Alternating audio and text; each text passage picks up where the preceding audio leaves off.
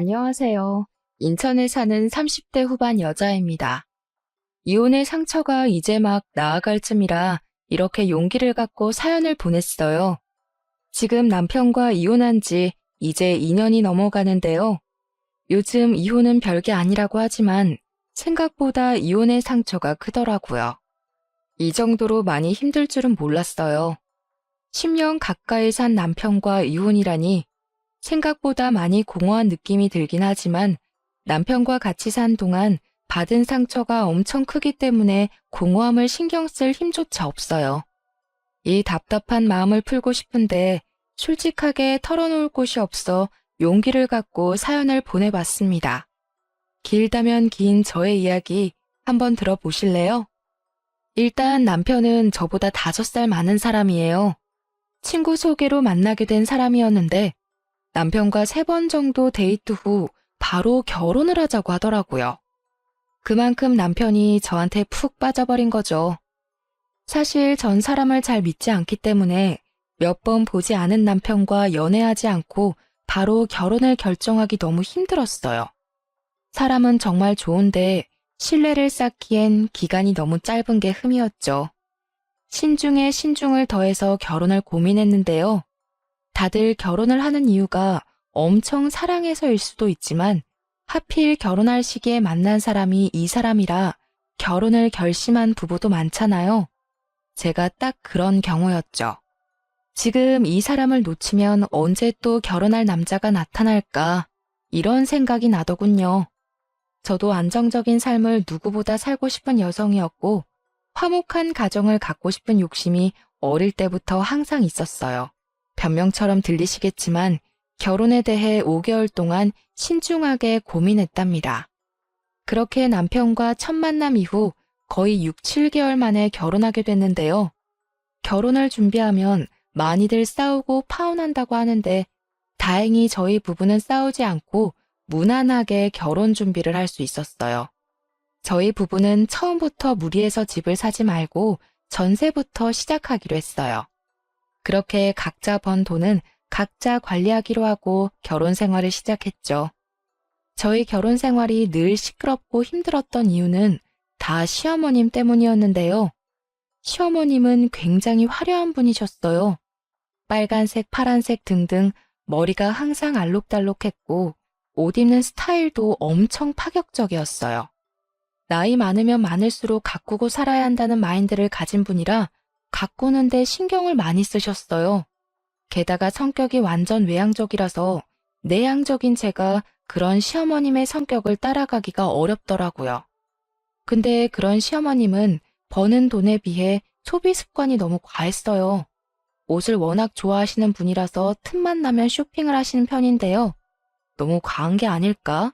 걱정이 들긴 했었지만 본인의 돈을 사용하는 거라서 크게 신경 쓰지 않았는데 언제 한번 일이 크게 터지게 됐는데요. 남편과 결혼한 지 1년이 넘었을 때 있었던 일이었는데요. 시어머님께서 이번에 아울렛에 가서 쇼핑하고 싶다고 하셔서 같이 가게 됐어요. 그래서 저희 부부와 함께 드라이브 겸 해서 같이 아울렛에 가게 됐었는데요.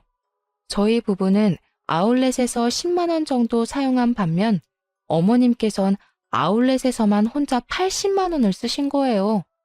분명 80만 원 쇼핑을 하기 한 달 전에도 가방 하나 사신다고 200만 원 가까이 쓴 기억이 있는데 얼마 지나지 않아 80만 원을 쓰신 걸 보고 놀랬었어요. 얼마나 모아둔 돈이 많으면 이렇게 쓰실까 속으로 생각하고 있었어요. 사실 어머님은 친구들한테 옷이나 가방 자랑하는 걸 굉장히 좋아하세요. 어머님 주변 친구들이 워낙 남편 잘 만나서 호화스럽게 사는 편이거든요. 그런 친구분들한테 뒤처지고 싶지 않아 무리해서 쇼핑을 하는 것도 있다고 하더라고요. 이런 이유로 시어머니가 참 사치벽이 심하다고 느꼈습니다. 근데 며칠 후 어머님이 저희 부부를 찾아오신 적이 있었는데요.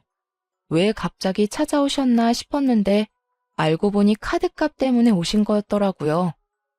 얘들아, 이렇게 갑자기 찾아와서 정말 미안한데 돈 좀 빌려줄 수 있니? 요즘 돈 때문에 잠도 제대로 못 자고 있다. 네? 갑자기 돈은 왜요?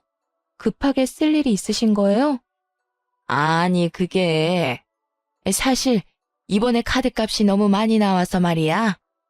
엄마, 이번에도 카드값 많이 나왔어? 이번에도 옷 사느라 카드값 많이 나온 거지. 도대체 얼마나 나왔길래 이렇게 갑자기 찾아와? 300만 원. 딱 한 번만 빌려주면 다음부터 이렇게 빌리는 일 없도록 할게. 지금 묵어둔 돈 해지하고 갚을 수 없어서 그래. 알고 보니 어머니 카드값만 무려 300만 원이 나왔어요. 엄청 큰 금액이라 엄청 황당하고 당황스러웠는데요. 어머님이 예금 따로 묵어둔 돈 말고는 당장 쓸 돈이 없다며 돈을 빌려달라고 하시더라고요. 결국 남편은 지난달에 받았던 보너스와 본인 용돈을 합쳐서 어머님 카드값을 대신 해결해 줬어요. 사실 이번 일 말고도 남편이 어머님이 사고친 일을 대신 해결한 적이 많았었는데요. 휴대폰 통신비까지 내지 못할 정도로 생활비를 탕진한 날이라면 남편이 핸드폰비를 내주거나 병원비가 많이 나온 날이라면 그때도 남편이 도와주기도 했었어요. 근데 그 정도는 아들로서 해줄 수 있는 일이라 크게 터치하지 않았어요. 부부라서 남편 돈이 계속 나가는 건 좀 신경 쓰이긴 했었지만 몇 천만 원씩 나가는 돈도 아니고 몇십만 원 선 안에서 해결될 일이라서 크게 터치하진 않았었답니다. 근데 이번엔 카드값이 300만 원이나 나왔다고 하길래 남편이 그 돈을 빌려준다고 할 때 썩 내키지가 않더라고요. 그리고 과연 어머님이 이 300만 원이란 이 큰 돈을 진짜 갚으실까 싶더라고요. 여보, 지난번에 어머님한테 300만 원 빌려줬잖아. 근데 그거 어머님이 갚으셨어? 그때 어머님 뵙고 나서 한 번도 연락이 없으셔서. 아니, 안 갚았는데. 아무리 빌려준 돈이라고 해도 엄마한테 그 돈을 어떻게 받겠어. 나이도 많은 양반인데 그 돈 갚을 능력도 안 되고. 그냥 안 받을 생각으로 준 돈이었어. 뭐? 아니, 그걸 왜 안 받을 생각으로 빌려줘. 30만 원도 아니고 300만 원인데 당연히 받아야지. 아무리 가까운 가족 사이라고 해도 돈 거래는 철저하게 해야 하는 거야. 이번 주 내로 어머님한테 300만 원 받아. 당신 도대체 왜 그래? 남도 아니고 엄마한테 300만 원쯤은 그냥 줄 수 있는 거잖아. 당신 돈 준 것도 아니고 내 돈 준 건데 왜 당신이 난리야? 뭐? 당신 말 그렇게밖에 못해? 나 당신 와이프야, 와이프. 아무리 우리가 돈 관리 각자 한다고 해도 우리 엄연히 부부야. 당신이 번 돈은 당신이 관리하는 거겠지만 우리가 각자 모아둔 돈은 나중에 우리가 늙었을 때 조금이나마 같이 편하게 살려고 준비하는 과정인 건데 이렇게 선 그으면 안 되지. 그럼 당신은 우리 엄마를 너무 남처럼 대하는 거 아니야? 당신 말대로 우리가 부부고 가족인 것처럼 우리 엄마도 우리 가족이야. 300만 원 정도는 한 번쯤 엄마한테 줄 수 있는 거라고는 생각 안 해봤어? 그 힘없는 우리 엄마한테 그렇게 돈을 받아내고 싶냐고. 힘 없다고? 그렇다면서 쇼핑을 3, 4시간씩이나 하셔? 어머님 한 달에 쇼핑값만 적어도 100만 원이 넘어. 당신도 알잖아, 어머님 집 상태. 방 3개 중에 2개가 다 옷방이야, 옷방. 그리고 나도 어머님한테 할 만큼 했어. 원래 어머님 단칸방에서 힘들게 산다고 해서 내 목돈으로 어머님 전셋집 해드렸어. 당신 그거 기억 안 나는 모양이야? 어머님께 잘한 사람을 굳이 따진다면 당신보다 나야, 알고나 말해. 사실 제가 결혼 전에 어머님 작은 전셋집 하나 해드렸습니다. 작은 단칸방에서 살고 계신다는 어머님을 보고 마음이 좋지 않았어요. 그래서 제 목돈 중 일부를 빼서 15평 정도 되는 전셋집으로 이사 갈 수 있게 도와드렸는데요. 남편은 그런 저의 공을 까먹었는지 본인이 어머님께 해드린 일만 생각하네요. 저의 말에 할 말을 잃은 남편은 결국 저한테 사과를 하더라고요. 그래서 남편은 결국 한 달에 50만 원씩 쪼개서 어머님께 돈을 돌려받았습니다.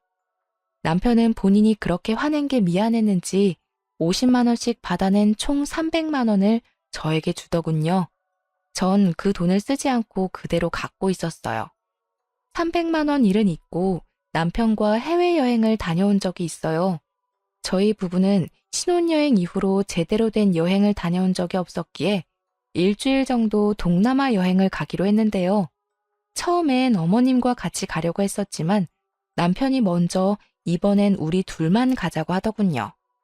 저희 부부가 동남아 여행을 간다는 소식을 듣게 된 어머님은 면세점에서 선물 하나 사오라고 하셨어요. 그래서 여행을 즐기는 동안 어머님 선물 어떤 걸 사드릴까 고민하고 있었는데 때마침 면세점에 스카프가 있더라고요. 어머님이 평소 스카프를 자주 착용하셔서 10만 원대 스카프 하나 사기로 결정했어요. 여행을 다녀온 당일 어머님께 선물을 드리게 됐는데 어머님이 선물이 마음에 안 드는 눈치더라고요. 제가 사드린 스카프를 전혀 사용하지 않으셨고요. 그걸 받고 심드렁하더니 그 이후로 2주 넘게 삐져 있었어요. 어머님, 도대체 왜 그동안 저희 연락 안 받으셨어요? 연락 안 받을 수도 있지, 왜 그러니? 무슨 일 때문에 왔는데? 어머님이 하도 연락을 안 받으시니까 무슨 일 있는 줄 알고 직접 찾아왔어요. 그동안 무슨 일 있으셨어요? 그래, 이왕 이렇게 말 나온 김에 솔직하게 말할게. 너희 이번 여행 다녀왔을 때 내가 선물 하나 사오라고 했었지? 근데 어떻게 고작 스카프 하나 달랑 사올 수가 있니?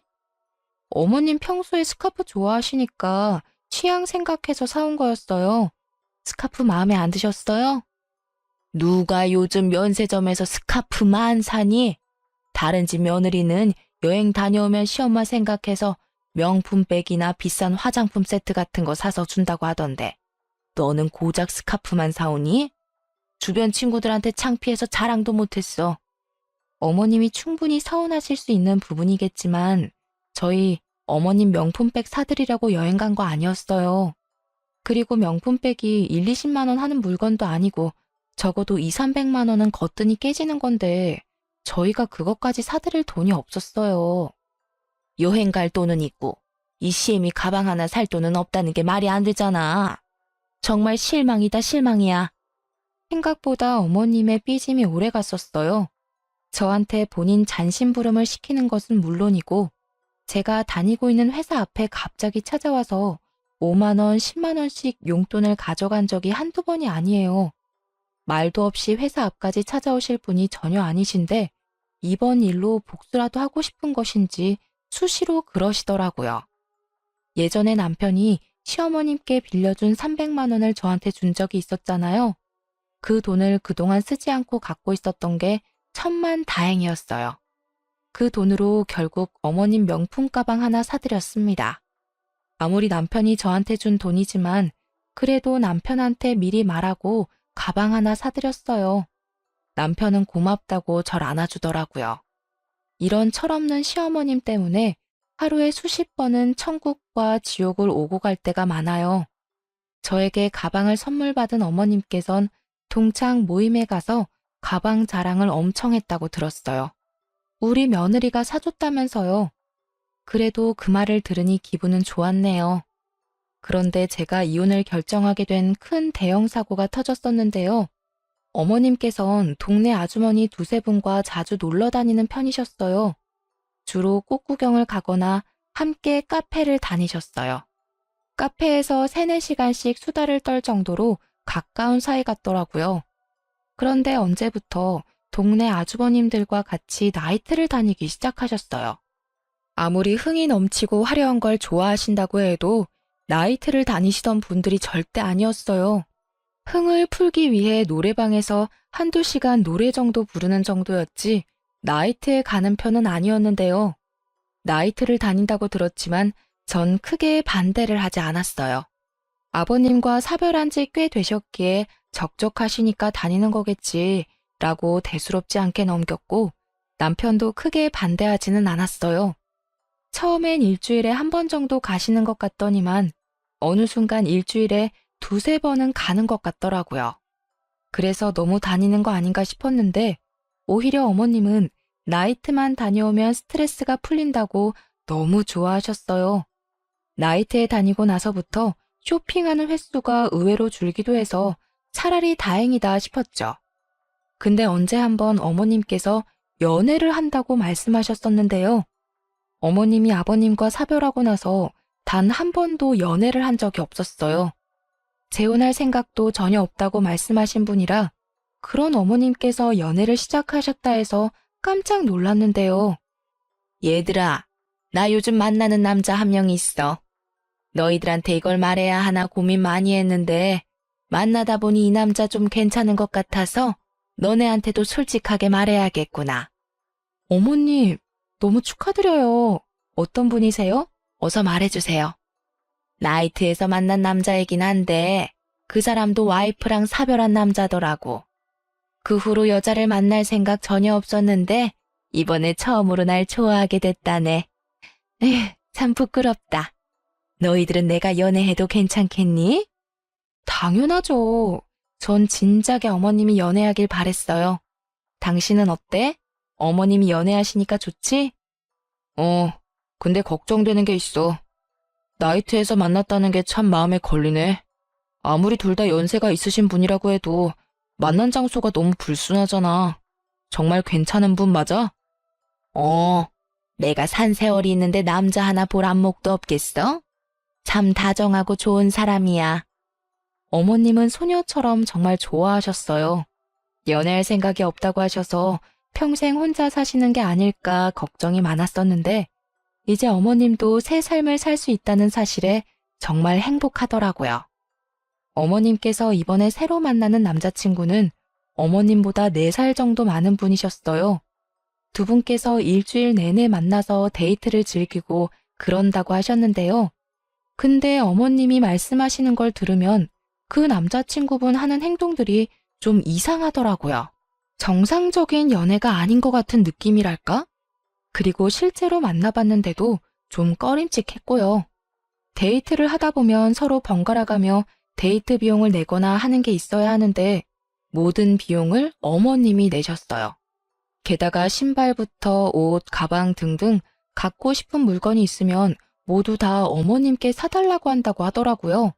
하는 행동을 보면 완전 늙은 제비 같더라고요. 언제 한번 어머님 남자친구와 어머님, 저 이렇게 3명이서 저녁 식사를 한 적이 있어요. 남편은 이날 회사 일 때문에 참석을 하지 못한 상태였는데요. 저녁 식사 장소는 어머님 남자친구분께서 알아본 곳이라고 들었는데 생각보다 가격대가 높은 레스토랑이라서 놀랬어요. 아무래도 며느리인 저를 본다고 하니 신경 쓴 게 보이더라고요. 이날 남자친구분께서 식사 대접을 해주나 보다 싶었는데 결론부터 말하자면 제 착각이었어요. 어머님, 여기 스테이크 너무 맛있네요. 그러게 말이야. 혁호씨, 너무 맛있었어요. 하여튼 혁호씨, 음식점 고르는 센스가 있다니까.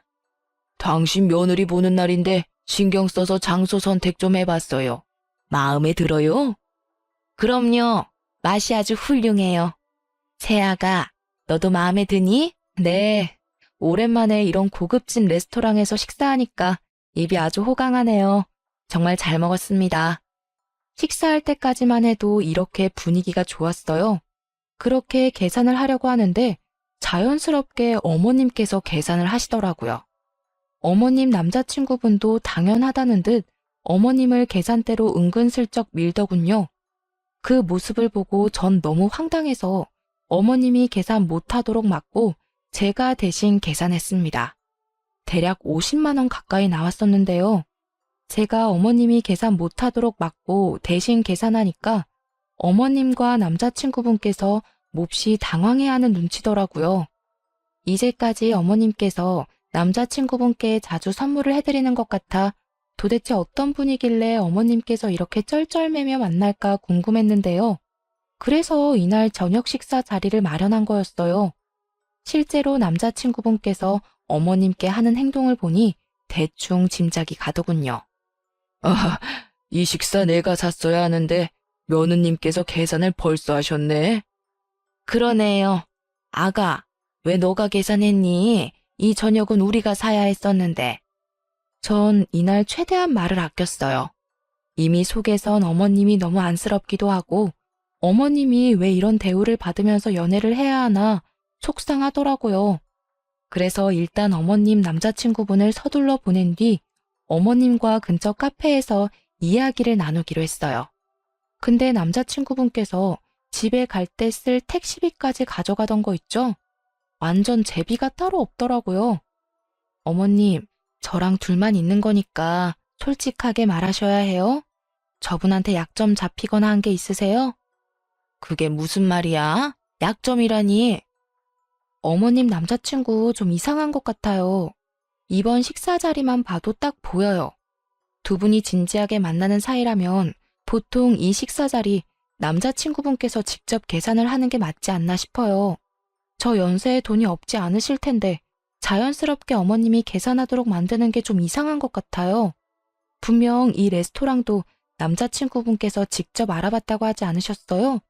그래서 당연히 그분께서 직접 계산할 것 같았는데 이 식당 1, 2만 원 하는 곳도 아니고 한 사람당 10만 원은 기본으로 드는 곳인데 여길 알아봐 놓고 돈을 안 낸다는 게 수상해서요. 아유, 누가 내는 게 뭐 어때서 그러니? 그리고 저 사람 여유 있는 사람도 아니야. 나는 지금 만나고 있는 남자 돈 때문에 만나는 게 아니라 마음이 착해서 만나는 거야. 그리고 이번 일 절대 영호한테 말하지 마라. 아들 녀석 이번 일 알면 난리 칠 게 분명해. 당연하죠. 전 그냥 걱정돼서요. 어머님이 그분한테 자주 선물하고 그러는 것 같기도 해서요. 아유, 우리 며느님 걱정도 많으시네. 너희들 걱정시킬 정도로 이것저것 사다 바치는 일 없을 테니까 쓸데없는 걱정은 하지 마렴. 과연 쓸데없는 걱정일까요? 차라리 제 착각이었으면 좋았을 텐데요.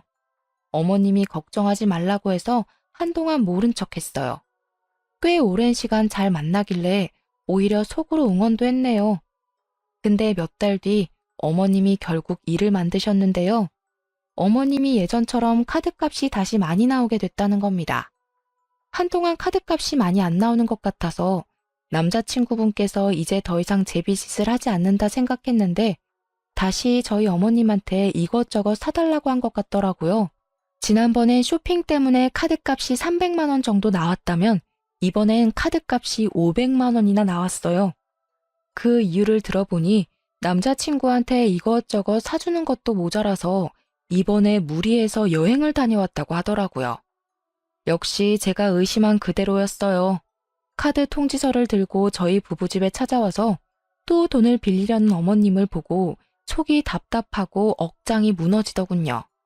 게다가 카드값 밀린 것도 모자라서 현재 핸드폰비와 보험비까지도 밀린 상태라 이 전부 다 해결해야 한다고 말씀하시는 어머님은 눈물을 글썽이더군요.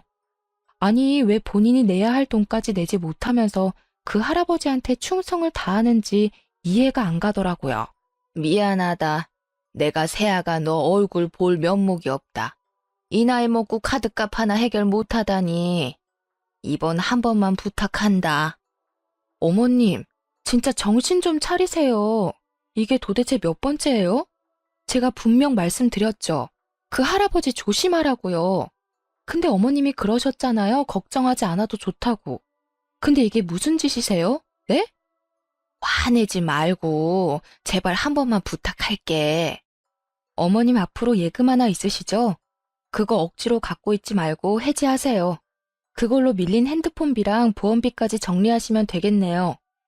어머님께선 노년연금과 함께 우리 부부한테 조금씩 용돈을 받아서 생활하시는 분인데 무슨 생각으로 이렇게 감당하기 어려운 일을 벌이신 걸까 답답하기만 하더라고요. 젊은 남자와 만나서 호구당하는 것도 아니고 그 늙은 할아버지한테 간이고 쓸개고 다 내줄 것처럼 행동하는 어머님이 정말 이해가 안 되었죠. 어머님이 가지고 계신 예금 하나가 있는데 전 그 예금을 해지하라고 말했습니다. 근데 어머님께선 쭈뼛쭈뼛거리더니 충격적인 말 한마디를 하셨어요. 그 돈, 그 사람한테 있어. 네? 어머니, 정말 왜 그러세요? 얼마나요? 얼마나 주셨는데요? 6천만 원. 그 사람이 주식 좀 할 줄 안다고 하길래 내가 투자 목적으로 6천만 원 줬어. 2배 이상 불려준다고 하길래. 근데 정말 잘 되고 있는 것 같더라고. 어머님이 주식에 대해 뭘 안다고 그러세요. 요즘 주식시장 얼마나 안 좋은데요. 그거 손해보더라도 당장 돌려받으세요. 아시겠어요? 그거 돌려받는 대로 카드값이랑 핸드폰비 다 해결하시고요. 어머님을 집에 돌려보내고 전 시름시름 알았습니다. 어머님 때문에 마음 편할 날이 없기 때문인데요.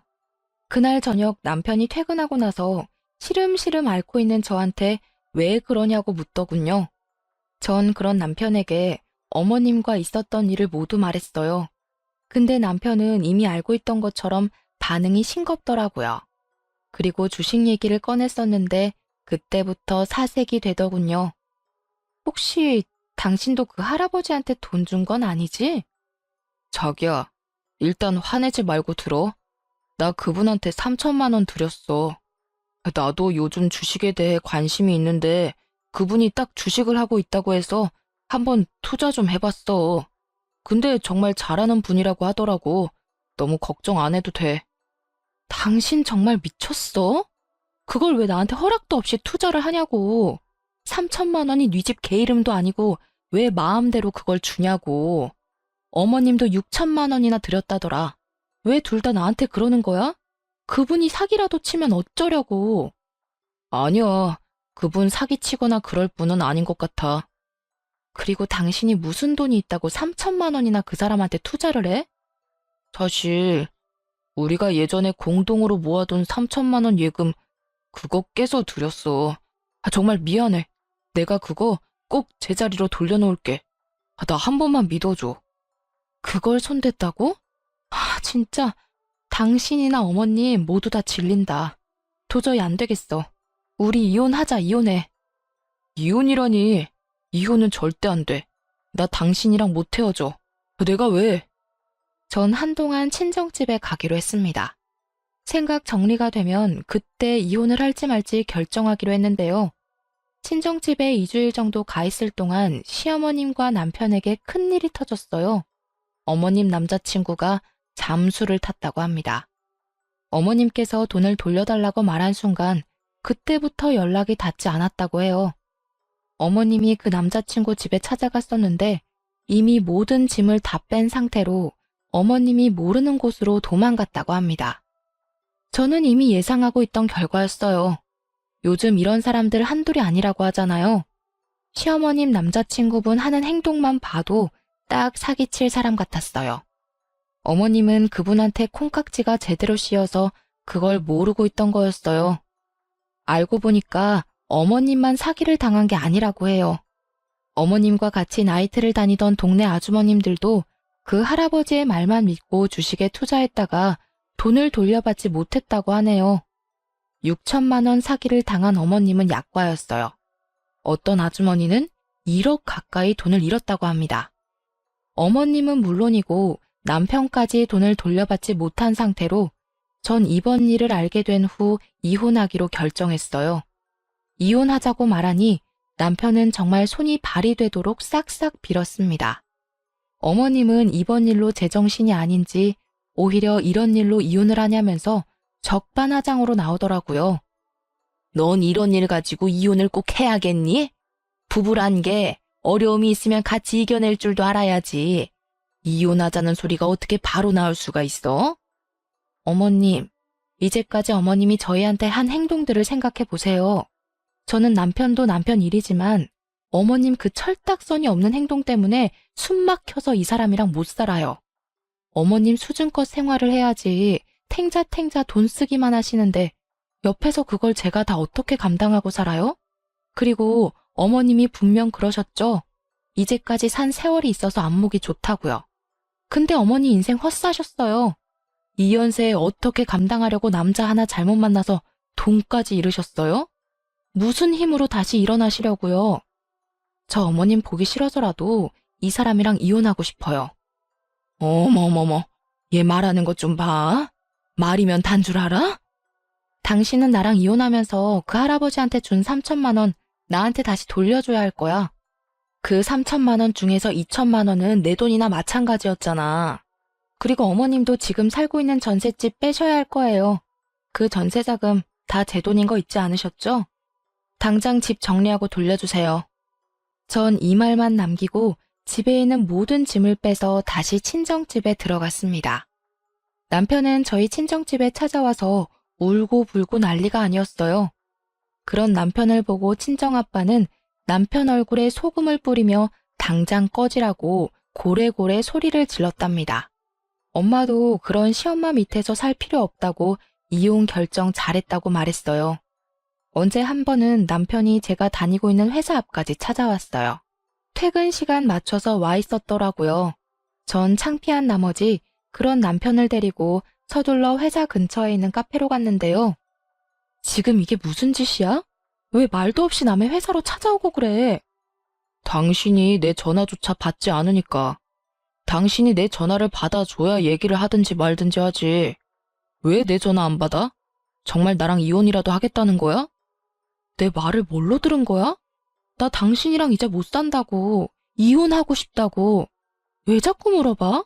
이해 못했어? 자기야, 제발. 나 한 번만 봐줄 수 없어? 나 정말 반성 많이 하고 있어. 우리 엄마도 후회 엄청 하고 있고. 우리 모자 앞으로 자기한테 충성을 다할게. 그딴 거 다 필요 없고 이혼 준비나 잘해. 남편이 이 이후로 몇 번을 더 붙잡았어요. 전 절대 같이 살 마음 없다고 완강히 거절을 했는데요. 그렇게 길고 긴 시간이 흐르고 나서 합의 이혼을 하기로 결정했습니다. 남편과 살고 있던 집을 내놓고 돌려받은 전세금은 제가 갖기로 했어요. 남편이 전세금 제가 전부 가지는 대신에 3천만 원 말고 1,000만 원만 주면 안 되겠냐고 하길래 그렇게 하라고 했습니다. 그래서 전 전세금과 함께 1,000만 원을 받았어요. 그리고 어머님도 살고 있는 집 정리해서 제 계좌로 전세비를 입금하셨더라고요. 남편은 물론이고 어머님까지도 한순간에 집이 사라진 거잖아요. 두 사람은 결국 연식이 오래된 빌라 반지하로 이사 갔다고 해요. 남편은 그런 집에서 어머님과 같이 살려고 하니까 정말 많이 힘든 눈치더라고요. 그래도 뭐 어쩌겠어요. 두 사람이 벌인 일인데요, 뭐. 근데 최근에 남편한테 연락이 왔어요. 어머님의 유방암 소식 때문이었는데요. 최근에 어머님께서 가슴 쪽에 뭐가 만져진다고 해서 건강검진을 받았다네요. 검사 결과 유방암 진단을 받았답니다. 근데 정작 두 사람은 병원비가 없는 상태라 당장 수술을 진행할 수 없었어요. 그래서 남편이 수술비를 빌리기 위해 저한테 전화를 한 거였더라고요. 여보, 잘 지냈어? 이혼하고 오랜만에 연락하는 것 같네. 정말 미안한데 돈 좀 빌려줄 수 있을까? 우리 엄마가 이번에 암 진단을 받아서 내가 지금 너무 찌질한 거 알겠지만 엄마가 아프다는데 어쩔 수가 없네. 당신이랑 이혼하고 나서 나 쥐뿔도 없어. 당신도 알잖아, 우리 사정. 이번 한 번만 도와줄 수 없어? 딱 한 번만 도와주면 진짜 당신한테 연락 안 할게. 내가 뭘 믿고 두 사람한테 돈을 빌려줘. 어머님이 아프신 건 안타까운 일이지만 이젠 내가 상관할 일이 아니라고 봐. 이젠 나 당신 가족 절대 아니야. 당신 능력껏 해결해. 다시는 연락하지 말고. 이번에 돈 한 번만 빌려주면 더 이상 연락하지 않을게. 우리 엄마 아프다는 거 거짓말 아니야. 진짜 우리 엄마 진짜 아파. 지금 치료 안 받으면 우리 엄마 죽을지 몰라. 사람 한 번 살린다 생각하고 돈 좀 빌려주라. 나 정말 미치겠어. 반대로 장모님이 암이라고 생각해봐. 당신도 속상할 거잖아. 내 입장 딱 한 번만 생각해줘. 우리 이제까지 산 정을 봐서라도 딱 한 번만. 나 당신이랑 이제까지 산 정 하나도 없어. 이미 당신한테 있던 정 다 떨어졌어. 그리고 어머님이 아프든 말든 나 속상할 거 하나도 없고 이제 완전 남의 일이야, 남의 일. 당신이 대출을 받든 콩팥을 팔든 어떻게든 알아서 해결해. 나한테 돈 빌릴 생각하지 말고. 전 단호하게 남편의 부탁을 거절했어요. 처음엔 어머님이 아프다는 말에 조금은 고민이 되긴 했었어요. 하지만 그걸 제가 책임질 필요는 없잖아요? 이젠 제 가족도 아닌 사람한테 돈과 시간, 마음을 쓰고 싶지 않았어요. 남편과 연락한 그날 저녁에 시어머님께서 직접 저희 친정집에 찾아왔더라고요. 제가 남편의 부탁을 거절한 걸 알고 급한 마음에 저희 친정집에 찾아온 거래요. 아니, 그래도 그렇지. 여기가 어디라고 찾아오나 싶더라고요. 참 어려운 사이인데 말이에요. 어머님의 모습을 보니 정말 아픈 사람이 맞긴 한 것 같더라고요. 예전엔 어머님이 약간 통통하신 편이었는데 살이 많이 빠지셨더라고요. 사돈, 정말 오랜만이네요. 미애, 너도 잘 지내고 있었니? 이렇게 갑자기 찾아오게 돼서 미안하다. 너도 알겠지만 내가 지금 몸이 많이 안 좋아. 아까 아들이 너한테 전화 한번 했다고 하던데. 근데 너가 거절했다고 들어서 병원비가 당장 필요한데 돈 빌릴 곳이 전혀 없어서 말이야. 타돈도 많이 당황스러우시죠? 제가 꼴 보기가 싫겠지만 타돈만 괜찮으시다면 병원비 좀 빌려주실 수 있나요? 제가 빨리 치료받지 않으면 곧 죽을지 몰라서 그래요. 여기가 어디라고 찾아오세요? 아무리 아픈 사람이라고 해도 그렇지 돈 빌릴 곳이 그렇게 없습니까? 우리 딸이 당신들 때문에 얼마나 고생했는데 죽을 거면 우리한테 알리지 말고 조용히 죽어요. 당신네들이 어떻게 살든 죽든 우린 알고 싶지 않으니까. 맞아요. 저 어머님 때문에 트라우마까지 생길 것 같아요. 여기가 어디라고 이렇게 찾아올 생각을 다 하셨어요? 멀쩡한 아들 두고 왜 저희한테 찾아와서 이러시냐고요. 앞으로 저한테 이런 일로 찾아오는 일 없었으면 좋겠어요. 얼마나 인생 헛살았으면 돈 빌릴 사람 한 명도 없냐고요. 저 이제 어머님 며느리 아닙니다. 다른 사람 알아보세요. 저 더 이상 어머님이랑 얽히고 싶지 않아요. 두 모녀가 독하긴 진짜 독하구나. 아이고, 언제부터 날 그렇게 챙겼다고 트라우마 이런 말을 입에 올리냐? 사돈은 딸 교육을 어떻게 시키셨나요? 딸년이나 애미나 똑같네, 똑같아. 뭐? 딸년? 아픈 년이 못하는 말이 없네. 당신은 아들 새끼 얼마나 잘 키웠길래 그래? 쥐뿔도 없는 년이 입 달렸다고 말 함부로 하네. 죽을 고비 앞두고 있으니까 눈에 뵈는 게 없는 거야? 당신이 뒤지든 말든 우리가 상관할 바 아니니까 당장 꺼지라고. 불쌍한 척은 다 하던 시어머니가 한순간에 독한 마녀처럼 비아냥거리기 시작하더라고요. 아픈 사람이 맞나 싶을 정도로 굉장히 못된 사람처럼 보였는데요. 조금이나마 빌려줄 마음이 있었는데 비아냥거리는 어머님의 모습을 보고 그 마음이 싹 사라지게 됐습니다. 자칫 어머님의 연기에 넘어갈 뻔했네요. 사람이 연기를 저렇게 잘할 수 있을까요? 그런 시어머니의 모습을 보고 화가 난 우리 친정엄마는 화분에 넣어두려 펼쳐놓은 흙을 시어머니 면상에 뿌리면서 내쫓았습니다. 눈에 흙이 들어갔는지 서둘러 도망가셨고요.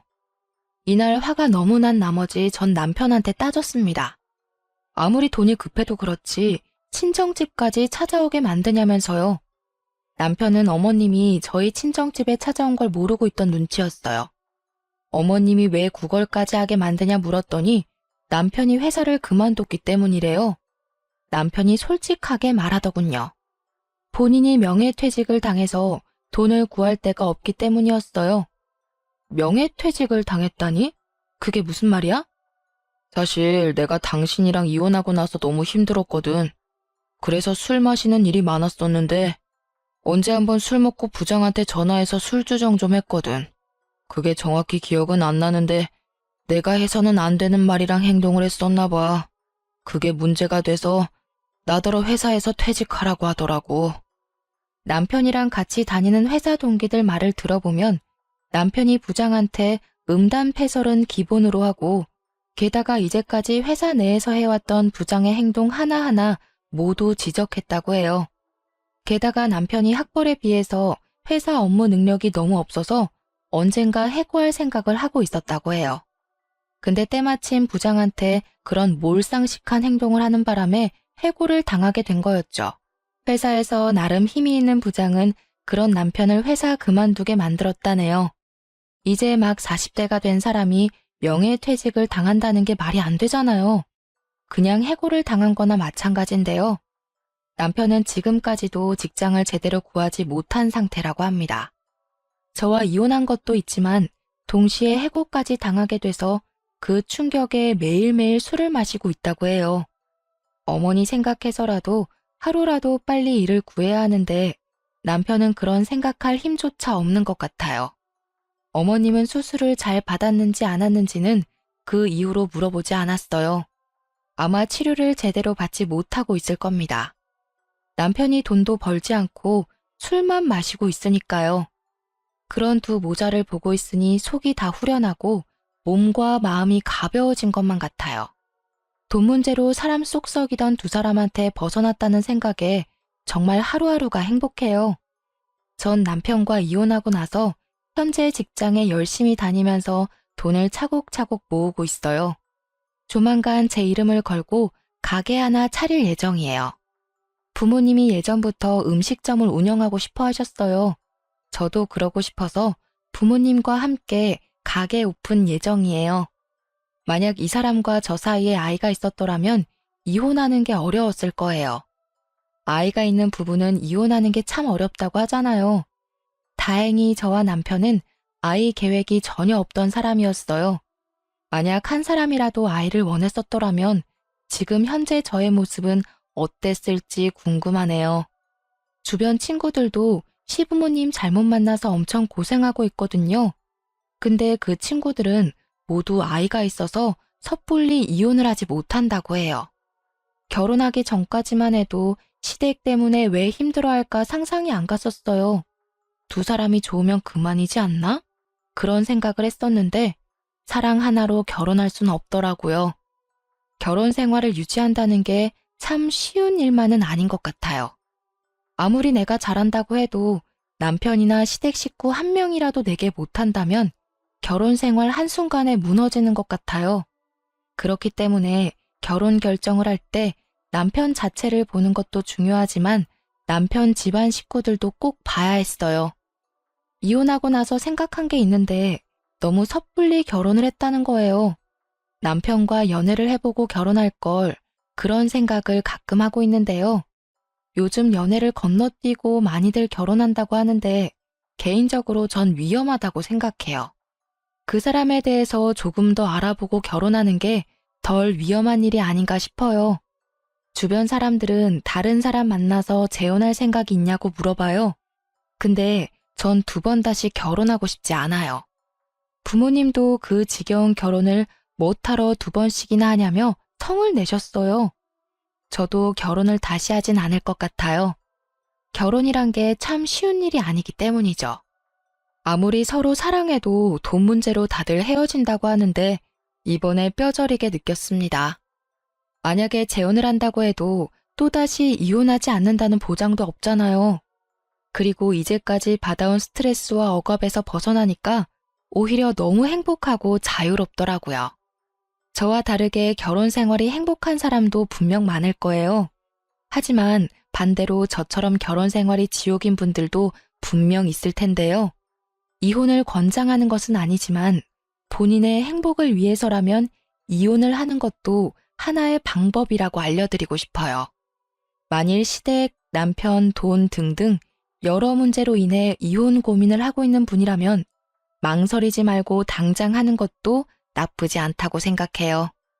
자유로운 몸이 된 저는 지금부터라도 열심히 행복하게 살아볼 예정이에요. 남편과 살면서 못 쌓은 추억과 커리어 등등 다시 쌓아볼 예정이고요. 지금껏 답답하고 길고 긴 저의 이야기를 들어주셔서 감사합니다.